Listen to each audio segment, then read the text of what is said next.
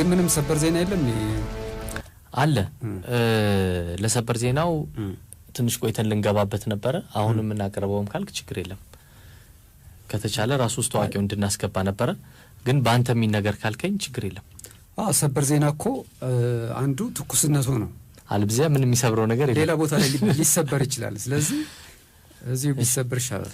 እሺ ይቻላል ከቴዲ አፍሮ ጋር የተያያዘ ዜና ነው ተዋቂያችን ያደረሰን ቴዲ አፍሮ በፌደራል ገቢዎችና ጉምሩክ ባለስልጣን ክስ ቀርቦበታል እሺ ክሱ ደግሞ ከቀረጥ ነፃ የሆነን መኪና ወደ ስም ያንን መብቶችን ሳያጠናቀቅ መኪናው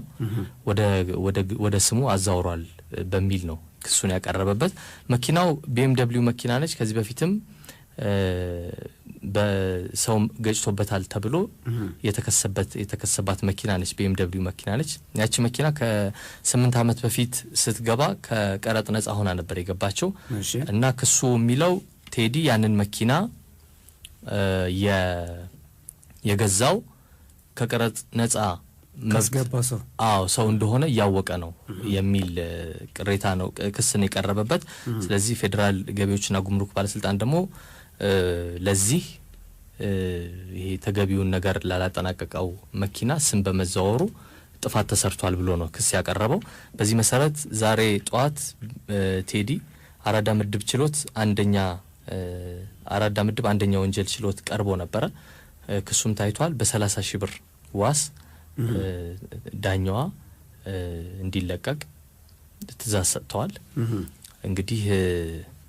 አሁንም እዛው ነው የሚገኘው ከደረሰለት ዛሬ የቢሮ ስራው ዛሬ ይለቀቃል ካልሆነ ነገ ይወጣል ማለት ነው ስለዚህ ታስሯል በዋስ ነው የሚለቀቀው ማለት ነው ክሱ ደግሞ ይሄ መኪናው ጉዳይ ነው እሺ ኢትዮጵያ ለዘላለም ትኖር ኢትዮጵያ ለዘላለም ትኖር ኢትዮጵያ ለዘላለም ትኖር